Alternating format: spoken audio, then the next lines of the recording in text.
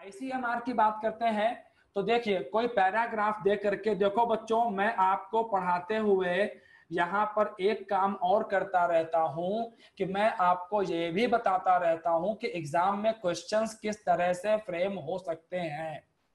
Fine, so see on the screen.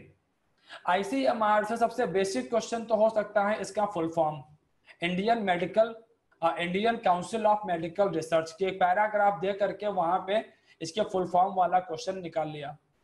अच्छा, आप जो सैंपल क्वेश्चंस दे रखे हैं उनको अगर देखें तो आप फॉर्मेशन का क्वेश्चन, ठीक है, आप इसका हेडक्वार्टर कहाँ पे है, ऐसे क्वेश्चन सब बनेंगे, बड़े आराम से बनेंगे।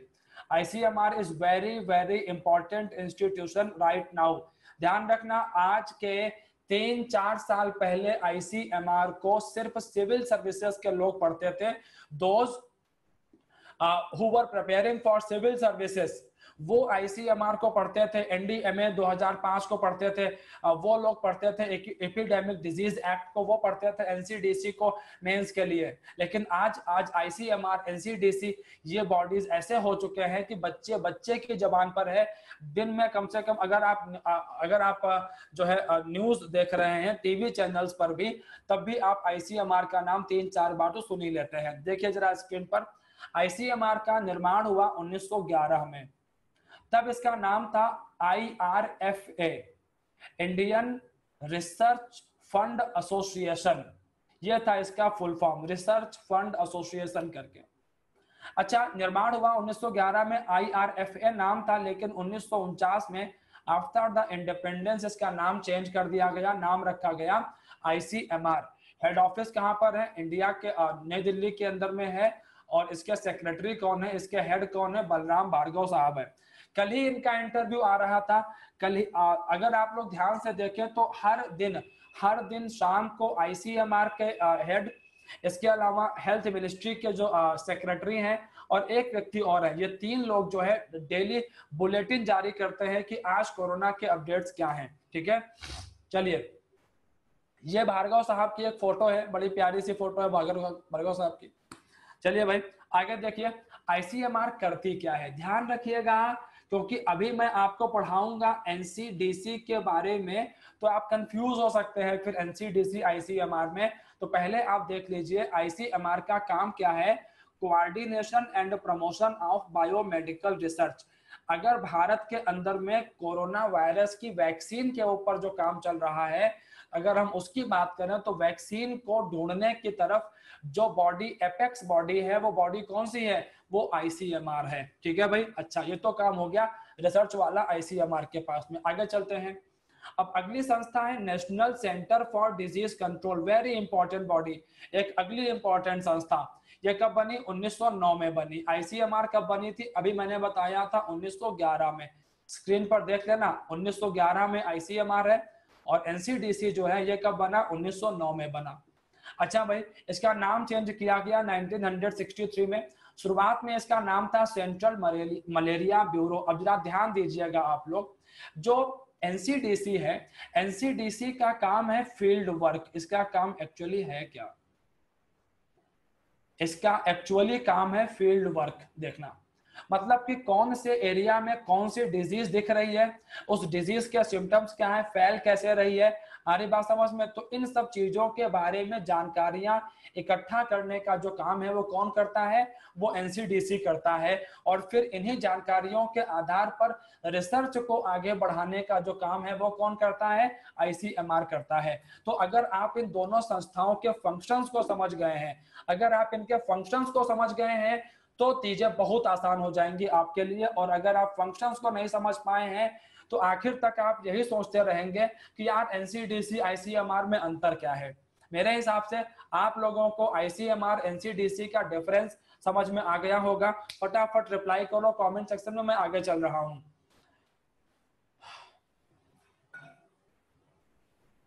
चलिए आगे चलते हैं बच्चों, जरा स्क्रीन पर देखिएगा। अब एनसीडीसी जो है, जब सेंट्रल, इसका नाम सेंट्रल मलेरिया ब्यूरो था, तो इसकी स्थापना कहां पर हुई थी? कसौली हिमाचल प्रदेश के अंदर में 1909 में। ठीक है भाई, अच्छा भाई, और इसके बाद में इसका अगला जो पॉइंट मैंने आपको पहले ही बता दिया है, this point is very important. It functions as the nodal agency in the country for disease surveillance, जो बात मैं आपको बता रहा था। ठीक है भाई, ओके। इसके अलावा अगला मुद्दा है हमारे सामने नेशनल डिजास्टर मैनेजमेंट एक्ट 2005।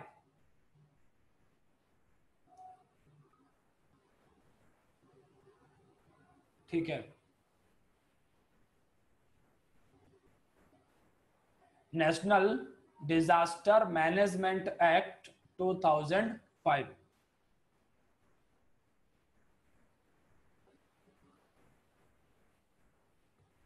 अरे दिव्यांशु क्या करके मानेगा, सहवाग साहब मेरे दोस्त थोड़े ही ना है, मेरी खुद की आज तक मुलाकात नहीं हुई।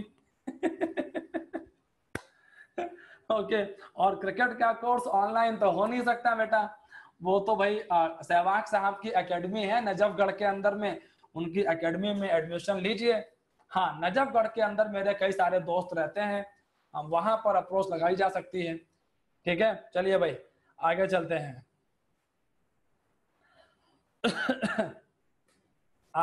नेशनल डिजास्टर मैनेजमेंट एक्ट की बात करें तो 2005 में इसको लाया गया था। नेशनल एक्ट है और इसका काम कब है कि अगर कोई डिजास्टर आती है तो उस समय जो है नेशन वाइड प्लान बनाए जा सके। ठीक है भाई, नेशन वाइड प्लान बनाए जा सके और उस डिजास्टर से निपटा जा सके। ओके, इसके अंदर में केंद्र सरकार जब ये एक्ट जब ये काम करता है तो सेंटर के पास में ये अधिकार होता है कि जो उसके आदेश है उनके ऊपर में वो राज्यों को बोले कि आप इस पर एक्ट कीजिए, और अगर राज्य इसके ऊपर में एक्ट नहीं करते हैं, ठीक है, तो केंद्र उनके खिलाफ एक्शन भी ले सकता है। ये भी संभव है, बिल्कुल संभव है। ओके, और इसमें जो अगला इंपॉर्टेंट पॉइंट है आप लोगों के लिए, वो पॉइंट ये है कि who is the president of national disaster authority. National disaster management authority का जो हेड है वो हेड कौन होता है? This is very very important point guys, इसको आप कॉपी में नोट डाउन करोगे अपनी, प्रधानमंत्री इसके हेड होते हैं। ठीक है भाई, ओके।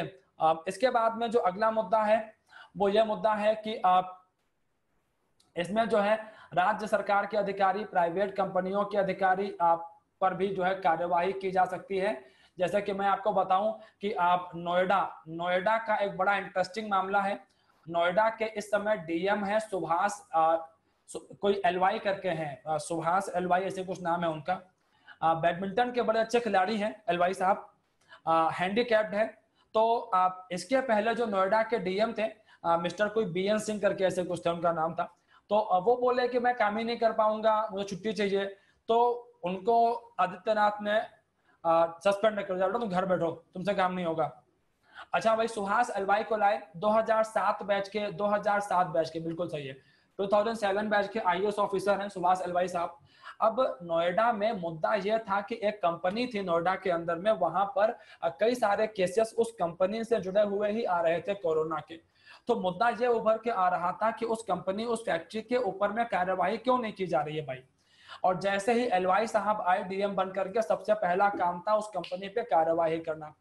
आगे बात समझ में? तो इस तरीके से जब एनडीएमए जो है जब ये एक्शन में होता है तो आप कार्यवाही राज्य अधिकारी के साथ साथ में जो है प्राइवेट कंपनी के अधिकारियों पर भी कार्यवाही की जा सकती है। हर्षित त्रिपाठी, वेरी गुड बेटा, वेरी गुड, मजा आ गया देख करके। जिस तरीके से तुमने ताल से ताल मिलाई है यहाँ पर नॉलेज में, बहुत अच्छा लगा देख करके उसको। चलिए आगे चलते हैं हम लोग। अगला मुद्दा है epidemic disease act 1897। This is very important.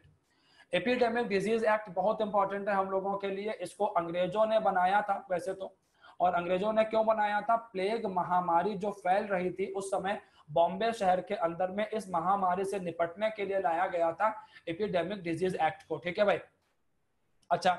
अब बॉम्बे शहर के अंदर में प्लेग महामारी से निपटने के लिए लाया गया था एपिडेमिक डिजीज एक्ट को, लेकिन जब हिंदुस्तान आजाद हुआ तब हमने इस अधिनियम को खत्म नहीं किया। देखो, जब हिंदुस्तान आजाद हुआ, इवन आज भी आज भी इंडियन गवर्नमेंट के पास में ये पावर है कि वो चाहे तो इन अधिनियमों को खत्म कर दे, लेकिन इंडियन गवर्नमेंट को लगता है कि यार इनमें से अधिकांश एक्ट ठीक ठाक है और इनको चलने देना चाहिए, थोड़ा बहुत अमेंडमेंट कर देते हैं और अपने हिसाब से चेंज कर लेते हैं इनको। तो एपिडेमिक एक्ट का ही इस्तेमाल करके सन 2018 में जब गुजरात में कॉलरा फैल गया था, ठीक है भाई, तो इसी का इस्तेमाल किया गया था अहमदाबाद वगैरह के एरिया में एपिडेमिक डिजीज एक्ट का लोगों की भीड़ को, लोगों के ऊपर में प्रतिबंध आरोपित करने के लिए, ठीक है भाई। तो आप ध्यान रखिएगा, कोविड-19, ध्यान रखना बच्चों, कोविड-19 महामारी के दौर में जो दो अधिनियम बहुत ज्यादा इस्तेमाल किए गए वो है एनडीएमए 2005 और एपिडेमिक डिजीज एक्ट 1897, ठीक है भाई। ओके चलिए, तो ये एक मुद्दा हो गया। इसके बाद में चलते हैं प्रधानमंत्री रोजगार प्रोत्साहन योजना के ऊपर में। आप लोग ये बताओ कि यहां तक क्लियर है और स्पीड ठीक है?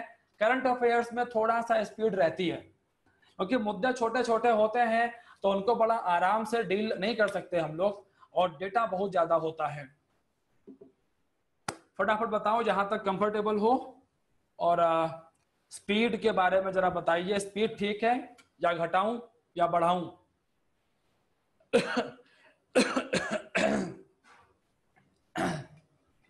How is the speed? रफ्तार कैसी है भाई?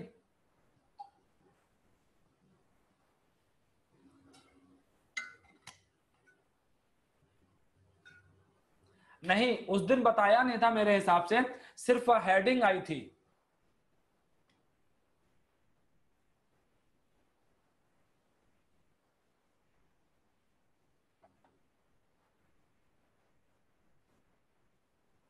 आमिर अब ये बताओ कि इसको मेजर कैसे किया जाए? हाँ भाई, तो फिर हम लोकतंत्र के हिसाब से बात करेंगे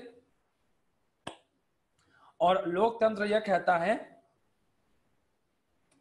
अच्छा, और लोकतंत्र यह कहता है कि अगर आपके पक्ष में मैक्सिमम लोग हैं तो फिर आप ठीक हो।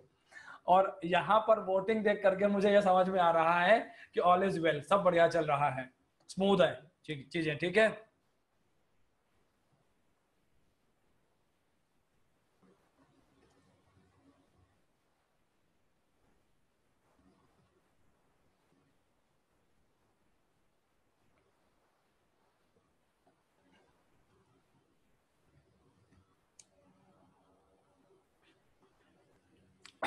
ओके चलिए,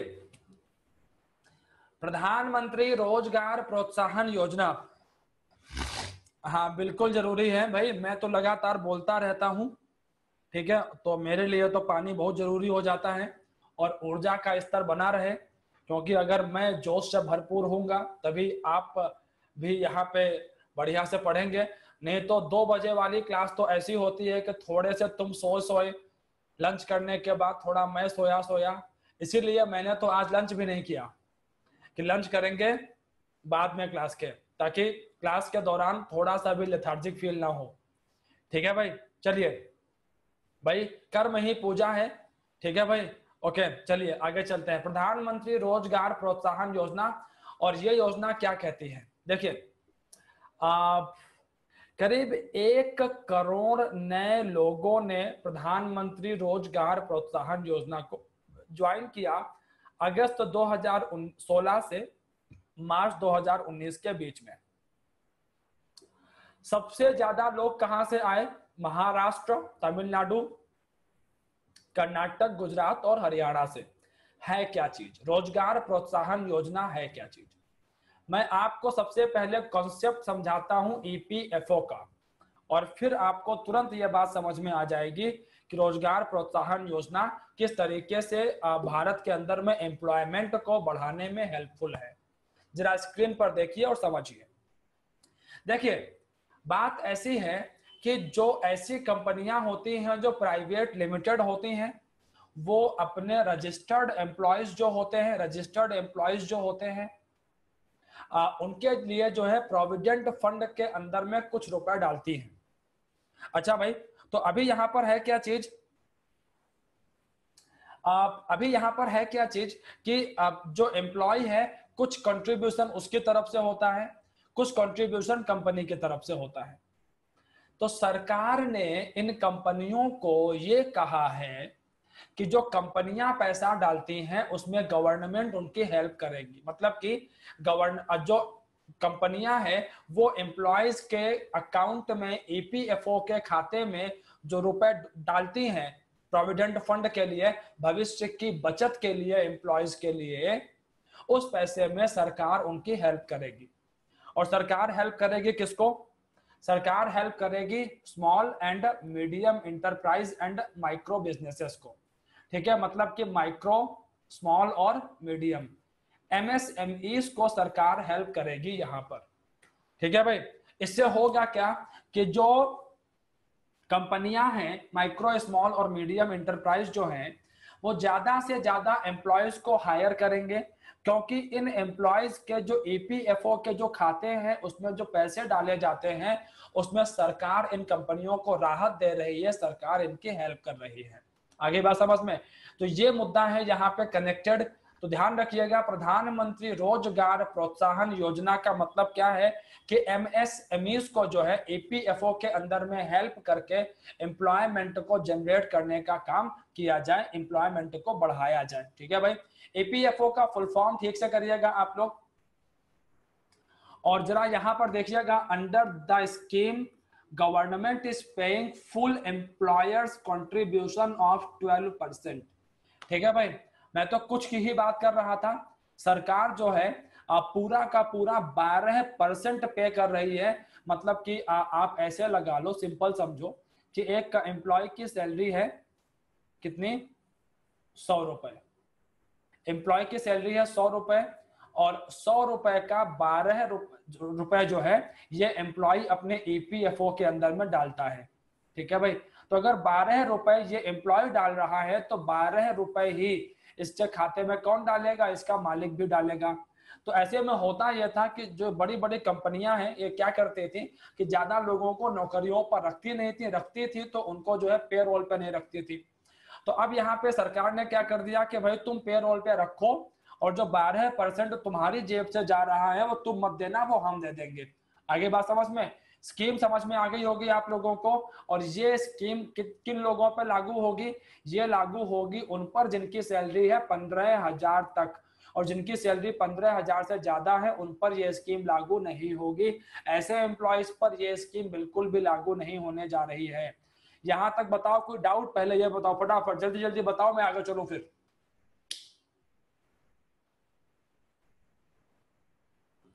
ठीक है नेहा नूपुर, बेटा आज शाम को ही ये पीडीएफ मैं भेज दूंगा। पिछली क्लास की पीडीएफ मिली? जरा बताओ, कुछ लोग डाउट में हैं। Some students are saying this की पीडीएफ नहीं मिली उनको। Please guys let me know this fact. बताओ भाई जरा। नेहा नूपुर कह रही मिल गई। नेहा नूपुर का कहना है करंट अफेयर्स की। नेहा नूपुर ध्यान रखना, करंट अफेयर्स की मैं बात कर रहा हूं, करंट अफेयर्स की पीडीएफ की बात हो रही है यहाँ पे। ओ माय गॉड, नेहा तो कह रही है लिख भी लिया। दिव्यांशु कह रहा है कि सफलता ऐप पे सब मिल जाता है। तो भैया जिन लोगों को नहीं मिली, सफलता का ऐप देख लो एक बार ही। ठीक है, उस ऐप को देख लो। मैंने भी उस ऐप को यूज किया है, कर रहा हूं। ठीक है भाई, वेबसाइट पे देखता रहता हूं तो वहां पे काफी काम चलता रहता है, और वहां पे काफी सारा डेटा अवेलेबल है। लगभग हर क्लास की डिटेल्स डेटा अवेलेबल है वहां पे। ठीक है भाई, बिल्कुल बिल्कुल दिव्यांशु, बिल्कुल सही बात है। सारी पीपीटी, सारी वर्कशीट्स वहां पे अवेलेबल है। चलिए भाई आगे चलेंगे। चलिए भाई, अगला मुद्दा है अगली योजना है स्टैंड अप इंडिया स्कीम। क्या है ये? स्टैंड अप इंडिया स्कीम जो है इसको लाया गया था बेसिकली एससी, एसटी और महिलाओं के लिए। महिला किसी भी क्लास की हो सकती है, वो एससी एसटी भी हो सकती है, ओबीसी भी हो सकती है, जनरल भी हो सकती है। महिला मतलब किसी भी क्लास को महिला होनी चाहिए बस। तो सरकार ने स्टैंड अप इंडिया स्कीम को 2025 तक बढ़ा दिया है। इसमें है क्या? एक्चुअली स्टैंड अप इंडिया में कोलेट्रल फ्री लोन दिए जाते हैं। कि आपको एक सर्टेन अमाउंट का लोन मिल जाएगा और उस लोन के लिए आपको कोई भी कोलेट्रल देने की जरूरत नहीं है, मतलब कि कोई जमानत आपको देने की जरूरत नहीं है। और ये प्लान किसके लिए है? बेसिकली ये प्लान है SC ST और महिलाओं के लिए जिनकी उम्र 18 साल से ऊपर है, उनके लिए है प्लान ये। अच्छा भाई, और इसमें कितने तक का लोन मिल जाएगा? इसके अंदर में लोन मिल जाएगा आपको 10 लाख से लेकर 1 करोड़ तक का। अरे बात समझ में। लेकिन एक खास बात है कि आपका इन्वेस्टमेंट कहाँ होना चाहिए? Green field. आपका इन्वेस्टमेंट या बिजनेस कैसा होना चाहिए? Green field. अब आप लोग सोच रहे होंगे सर ये ग्रीन फील्ड क्या होता है, मतलब घास के मैदान बना दे क्या? वेरी गुड मैत्री, वेरी गुड, इम्प्रेसिव।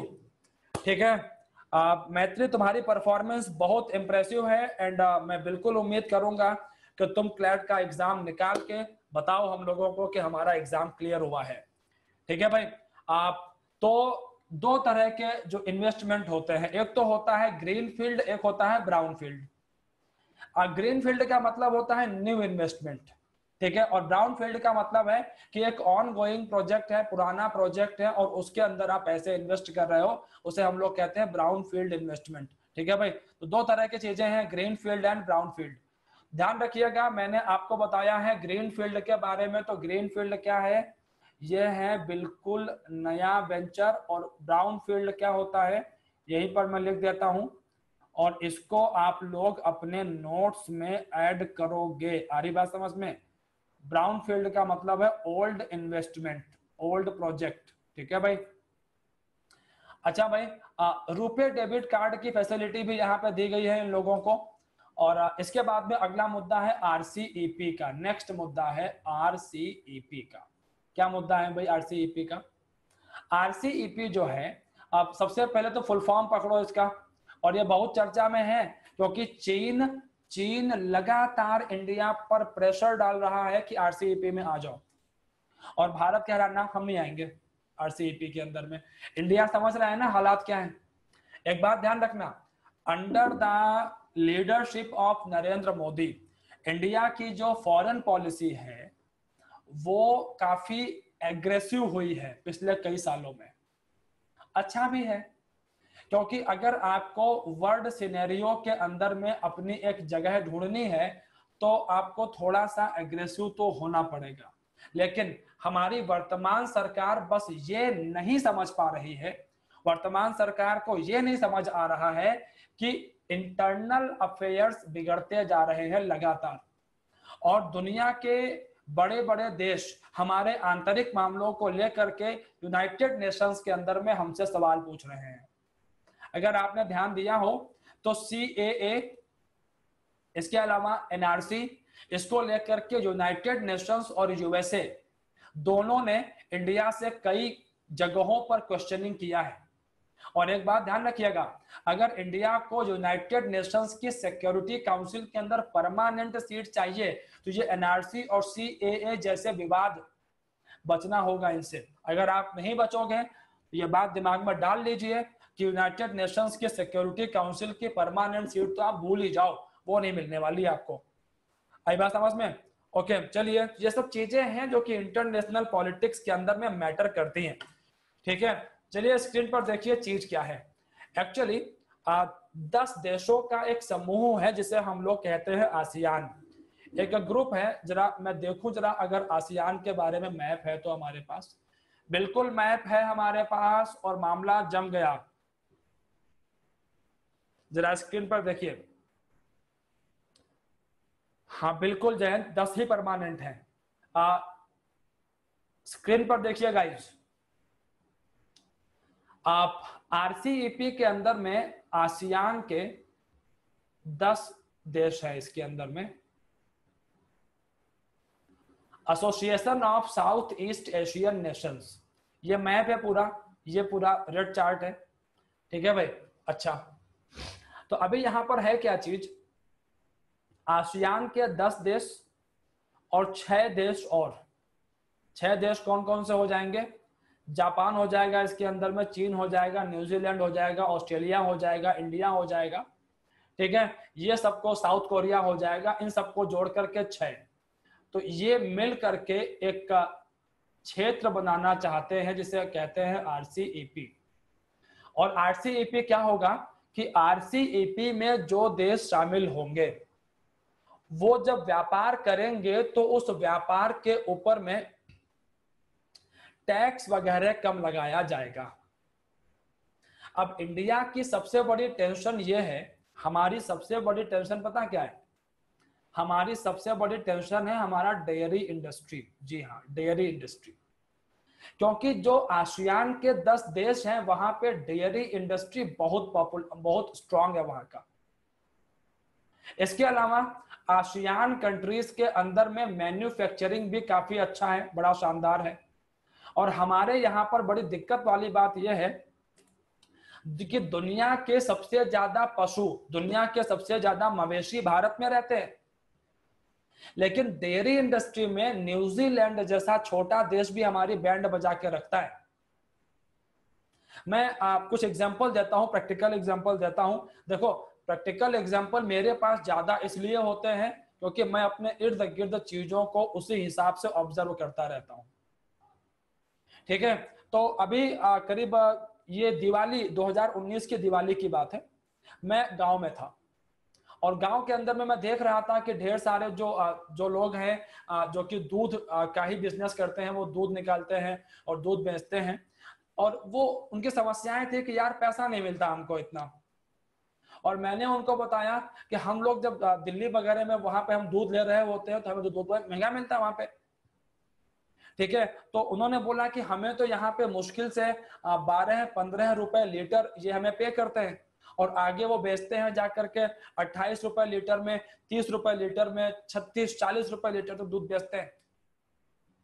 देन मेरा उनको सुझाव यही था कि आप लोग क्यों ना सब गांव के जो है 15-20-50 जो आप किसान हैं वो मिल करके आप एक डेयरी खोल लीजिए, जहां पर आप उस दूध को लेकर के आए, प्रोसेस करें, पनीर बनाएं, घी बनाएं, और भी प्रोडक्ट हैं वो बनाएं। और कानपुर के अंदर में, लखनऊ के अंदर में कई सारी बड़ी फर्म्स हैं, उनके साथ में डील कर लीजिए आप लोग और अपने प्रोडक्ट उनको सप्लाई कीजिए, तो आपको ज्यादा मुनाफा होगा। सरकार से हेल्प लीजिए। तो अभी यहाँ पर है क्या चीज, उनकी समझ ही नहीं आई बात। अरे बोले ना ना कुछ नहीं होगा ये सब, हाँ ये हो गया, ये मतलब सीधे, अरे ये नहीं होगा, ये नहीं हो सकता, पॉसिबल नहीं है ये। अच्छा, तो अभी अभी अल्टीमेटली यहां पर है क्या चीज कि भारत की जो डेयरी इंडस्ट्री है इसके अंदर में इनोवेशंस का अभाव है। और इंडिया को टेंशन ये है कि अगर हम आरसीईपी के अंदर चले गए तो हमारी मार्केट के अंदर में आसियान कंट्रीज के जो सस्ते उत्पाद हैं, जो चीप प्रोडक्ट्स हैं, वो भर जाएंगे हमारी मार्केट के अंदर में। और इनके आने से हमारे देश के जो लोकल प्रोडक्ट है वो मर जाएंगे, जो यहाँ के लोकल जो मैन्युफैक्चरर्स हैं उनको नुकसान उठाना पड़ेगा। इसीलिए इंडिया ने मना कर दिया है कि we will not be a part of RCEP, हम आरसीईपी में शामिल नहीं होंगे। आ रही बात समझ में? And now the question is what is ASEAN. तो आसियान का फुल फॉर्म मैंने बता दिया था पहले ही आपको। इसकी स्थापना कब हुई थी? आसियान का स्थापना हुआ था 1967 में, इसको फाउंड किया गया था, ठीक है भाई। आसियान का जो मोटो है, motto of ASEAN, one vision, one identity and one community, this is the vision of ASEAN. और इसका जो सेक्रेटेरिएट है, इसका जो सेक्रेटेरिएट है that is in Indonesia. Indonesia की जो कैपिटल है जकार्ता, वहां पर है इसका सेक्रेटेरिएट, ठीक है। एंड आफ्टर दिस, ठीक है, आसियान +3, आसियान के 10 देश, आसियान के 10 देश और 3 देश और मिल करके 1997 में आसियान +3 को शुरू किया गया था। और एग्जाम में क्वेश्चन आता है कि आसियान +3 में कौन कौन से कंट्रीज हैं, तो चीन है, जापान है और साउथ कोरिया है, ये आते हैं इसके अंदर में, ठीक है भाई। चलिए भाई, इसके बाद में अगला मुद्दा है NATO ally like status for India. ये इंडिया के लिए जो है नाटो अलाई लाइक स्टेटस जो है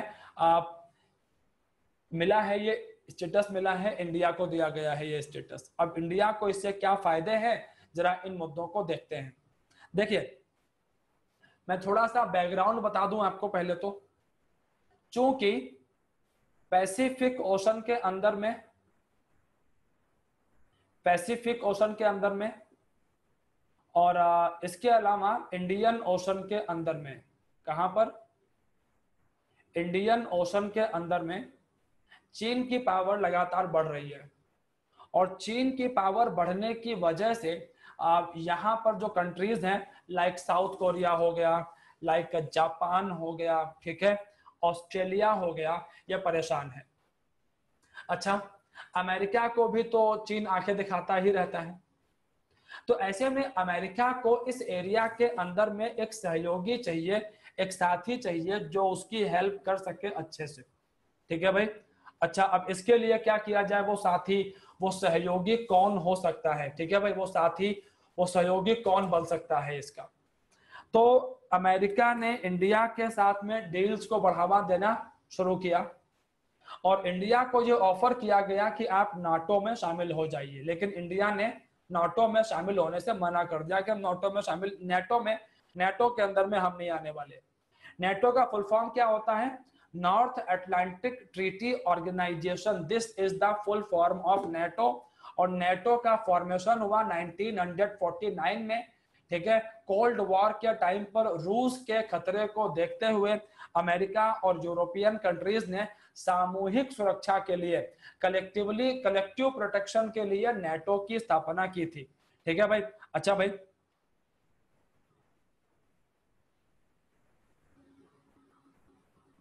जयंत क्या कहना चाह रहे हो? चलिए आगे चलते हैं हम लोग। तो अमेरिका ने एक प्रोग्राम चलाया, उसने कई सारे ऐसे देशों को नेटो के अंदर में शामिल किया जो कि एक्चुअली नेटो के मेंबर हैं नहीं, लेकिन जरूरत पड़ने पर वो नेटो के काम आ सकते हैं या नेटो उनके काम आ सकता है।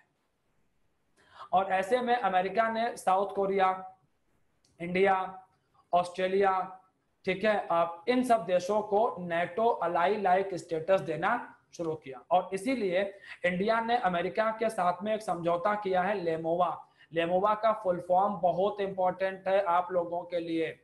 और अगला मुद्दा यह इंपॉर्टेंट है कि लेमोवा एग्रीमेंट किन किन देशों के बीच हुआ है, इंडिया और अमेरिका के बीच हुआ है। लेमोवा का फुल फॉर्म क्या है, signed the logistics exchange memorandum of agreement. इसका मतलब क्या है, लॉजिस्टिक्स एक्सचेंज का मतलब यह है कि अगर कभी जरूरत पड़ता है तो जो अमेरिकन फोर्सेस हैं वो इंडियन फोर्सेस के लॉजिस्टिक्स मतलब सामान, साजो सामान, बेसेस को इस्तेमाल कर सकते हैं। और अगर इंडिया को जरूरत पड़ा तो वो अमेरिका के बेसेस को इस्तेमाल कर सकता है। तो ये एक्सचेंज है दोनों के बीच में कि हम तुम्हारे लॉजिस्टिक्स को यूज करेंगे और तुम हमारे कर सकते हो। अच्छा, फिर कॉम कासा समझौता भी हुआ है। कॉम कासा के अंदर में है क्या चीज, हाँ जयंत, अब तुमने बोली है सही बात। अब मुझे समझ आया कि तुम नैम की बात कर रहे हो। बेटा नॉन अलाइंड मूवमेंट तो कब का दफन हो चुका है, कौन बात करता है आज की डेट में नैम की, ठीक है। नैम आज की डेट में इरिलेवेंट हो चुका है, अप्रासंगिक हो चुका है वो, समझ गए, ठीक है भाई। चलिए आगे चलते हैं। कॉम कासा की बात कर रहे थे हम लोग। कॉम कासा में क्या है कि signed the communications compatibility and security agreement, communication और इसके अलावा जो है सिक्योरिटी के जो इंस्ट्रूमेंट्स वगैरह हैं, इन सब टेक्नोलॉजीज को भी जो है अमेरिका और इंडिया के बीच में एक्सचेंज किया जा सकता है। नेटो की जरा बात कर लें तो NATO inter governmental military alliance है। 29 कंट्रीज हैं इसके अंदर में, नॉर्थ अमेरिकन और यूरोपियन कंट्रीज हैं। एज आई टोल्ड यू कि 1949 में इसकी स्थापना हुई थी। And full form is very important. Full form कहीं दे रखा है क्या, नहीं दे रखा है, मैं आपको यहां पर लिख के देता हूं full form. North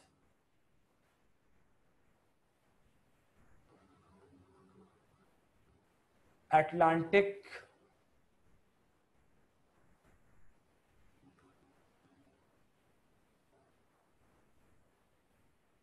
treaty Organization. ठीक है भाई, ये है इसका फुल फॉर्म। चलिए आगे चलते हैं हम लोग, और अगला मुद्दा है unlawful activities prevention amendment act 2019, UAPA. क्या बेनिफिट हैं यूएपीए के भाई, और क्या अमेंडमेंट किया गया है, और यूएपीए बनाया क्यों गया है, ये भी एक मुद्दा है यहाँ पे देखने के लिए। देखिए यूएपीए की जब हम लोग बात करते हैं तो सबसे इंपॉर्टेंट जो मैटर अपने सामने आता है वो मैटर ये आता है कि यूएपीए का निर्माण कब हुआ, इन द ईयर 1967। और यूएपीए के निर्माण के पीछे एक बहुत बड़ा रोल था इंडो चाइना वॉर का। किसका रोल था बेटा? इंडो चाइना वॉर का एक बहुत बड़ा रोल था यहाँ पर। देखिए बात ऐसी है कि भारत का चीन के साथ जब युद्ध हुआ, जब इंडो चाइना वॉर हो गई, तो भारत के अंदर में जो लेफ्ट पार्टीज थी, कौन थे भारत के अंदर में? लेफ्ट पार्टीज, इनकी ताकत बहुत तेजी से बढ़ी। अच्छा, लेफ्ट पार्टीज ने क्या किया? चीन के नेताओं के साथ में गठबंधन बनाने शुरू कर दिए। सोच के देखिएगा कितना भयावह है कि लेफ्ट की पार्टीज के नेता चीन के नेताओं से आदेश लेते थे कि बताओ साहब क्या करें हिंदुस्तान में, ताकि हिंदुस्तान में भी माओ की सत्ता आ जाए, माओ के हिसाब से काम हो। माओ से तुंग चीन के साम्यवादी नेता। तो इंडियन गवर्नमेंट उस समय सत्ता में कौन था? कांग्रेस थी सत्ता में। अब जो लोग कहते हैं ना कांग्रेस ने क्या किया, वो देख ले यहाँ पे आके खोल के। देखो मैं कांग्रेस का ना बहुत बड़ा हितैषी नहीं हूं, लेकिन मैं इस बात का बहुत बड़ा जो है पक्षधर हूं कि भारत में 70 सालों में काफी काम हुआ है। 70 सालों में हिंदुस्तान के अंदर में ऐसा नहीं कि काम नहीं हुआ है, ऐसा नहीं कि सिर्फ 6 सालों में ही सब कुछ हुआ है। 6 सालों में भी काफी कुछ अच्छा हुआ है, काफी कुछ खराब भी हुआ है। आई बात समझ में? तो यहाँ पर है क्या चीज, अभी एक बड़ा गलत ट्रेंड चल गया है हिंदुस्तान के अंदर में। ट्रेंड ये चल गया है हिंदुस्तान के अंदर में कि एक महापुरुष आए हैं और वो महापुरुष ही हिंदुस्तान का उद्धार करेंगे, बाकी तो सब खत्म टाइप के लोग आए थे अब तक, चाहे वो शास्त्री जी हो, चाहे नेहरू हो, चाहे इंदिरा हो, चाहे वाजपेयी जी हो, सब बेकार हैं। बस एक ही महापुरुष है, ठीक है। और वो महापुरुष ऐसे हैं जो अपने सारे सवाल विपक्ष से पूछते हैं, सत्ता पक्ष से सवाल नहीं पूछ सकते हैं आप। और ध्यान रखना, जिस देश में सत्ता पक्ष विपक्ष से सवाल पूछने लगे और जनता भी बोले हाँ पूछो विपक्षियों से, वो देश बर्बाद है, आबाद नहीं होने वाला। ध्यान रखना इस बात को। आचार्य चाणक्य हमेशा कहते थे किसी देश को सबसे बड़ा खतरा उसकी अपनी सरकार से होता है। और सेम चीज महात्मा गांधी भी कहते थे कि सरकारें ही सबसे बड़ा खतरा है। सरकारें जब कहती है ना सिचुएशन अंडर कंट्रोल, इसका मतलब होता है कुछ भी कंट्रोल में नहीं है। किसी भी देश की सरकार हो, किसी भी राज्य की सरकार हो, यही सच है, ठीक है भाई। और सच इसलिए है क्योंकि मैंने इसके ऊपर में एक लंबा एक्सपीरियंस है मेरा इन चीजों के ऊपर में, समझे भाई, इसलिए बोल पा रहा हूं इन बातों को क्लियरली आज की डेट में। चलिए भाई आगे चलते हैं। अभी अल्टीमेटली यहां पर है क्या चीज, इंडो चाइना वॉर का समय था, वॉर हो चुकी थी, लेफ्ट के लोगों ने बवाल मचाया हुआ था हिंदुस्तान के अंदर में। और 1967 ही वो समय था बच्चों, ध्यान देना, जब इंडिया के अंदर में नक्सली आंदोलन खड़ा हो रहा था बंगाल में जगह है नक्सलबाड़ी। इसके अलावा झारखंड का जो एरिया है, छत्तीसगढ़ के एरिया है, नक्सली खड़े हो रहे थे, हिंसा नंगा नाच चल रहा था। असम के अंदर बवाल मचा हुआ था, असम के अंदर में बवाल मचा हुआ था, क्योंकि बांग्लादेश जो आज दिखता है वहां पर पाकिस्तान की सेना ने अत्याचार मचा रखा था। पाकिस्तान की फौज बंगाली मुसलमानों का नरसंहार कर रही थी पूरी तरीके से। क्या किया जाए ऐसे में, कैसे निपटे इन समस्याओं से? तो उस समय की सरकार एक एक्ट लेकर के आई, अनलॉफुल एक्टिविटीज प्रिवेंशन एक्ट, ठीक है भाई। और इसके माध्यम से सरकार ने एक काम किया कि कई सारे जो संगठन थे जो कि सरकार के विरोध में काम कर रहे थे, उनको वो जो है टर्मिनेट कर सकते थे, उनको हटा सकते थे, उनको जेल में डाल सकते थे। ये सारे काम यहाँ से किए गए। अच्छा भाई चलिए और आगे बढ़ते हैं। तो वर्तमान में क्या किया गया है, अब यहाँ पर एक पंगा था कि अगर कोई आतंकवादी गतिविधि है, कोई टेररिस्ट एक्टिविटी है, तो टेररिस्ट एक्टिविटी में किसी संगठन को, बच्चों बहुत ध्यान से सुनना, किसी संगठन को ही आतंकवादी संगठन डिक्लेयर किया जा सकता है।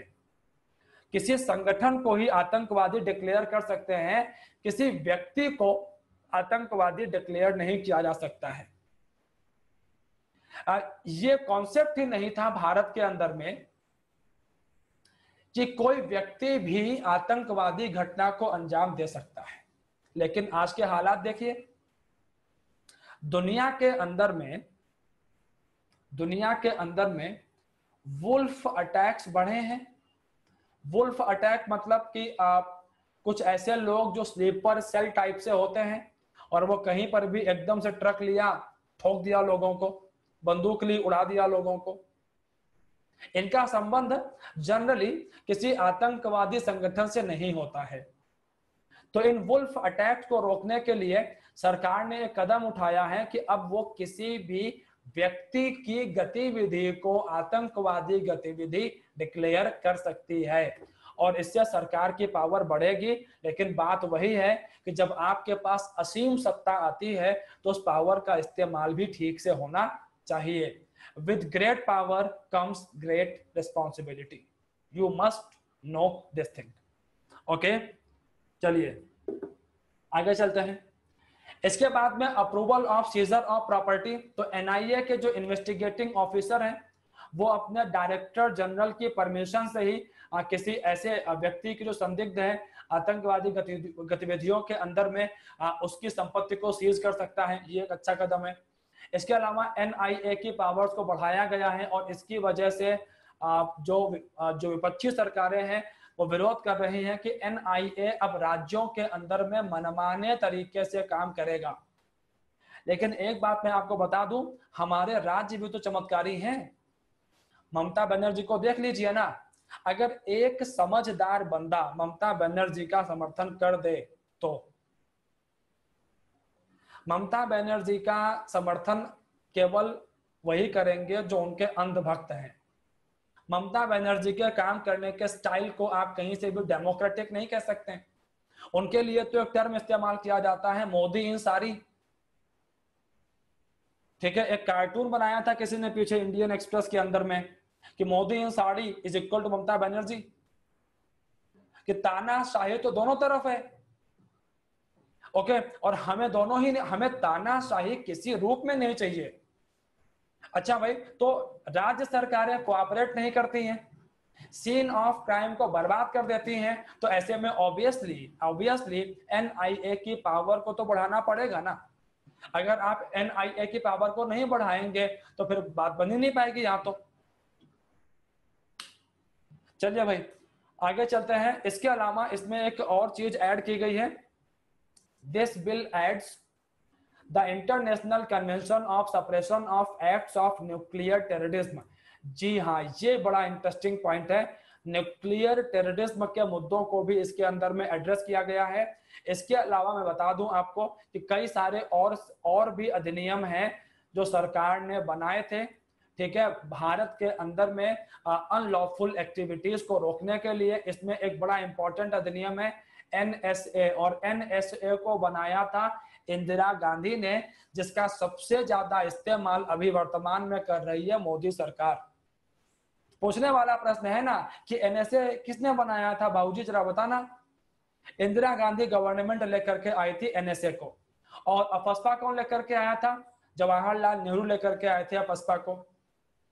देखो, पावर का इस्तेमाल वहां करो जहां जरूरी है। अफस्पा क्यों लाया गया था?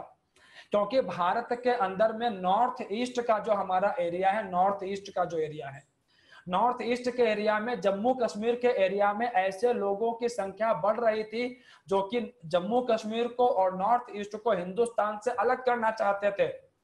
और जवाहरलाल नेहरू के पास में इंटेलिजेंस की रिपोर्ट थी कि इसके अंदर में कई सारे भारत के नेता भी शामिल हैं। विदेशी मदद भी मिल रही थी इन नेताओं को। और ऐसे में नेहरू क्या लेकर के आए? Armed forces special power act, that is AFSPA.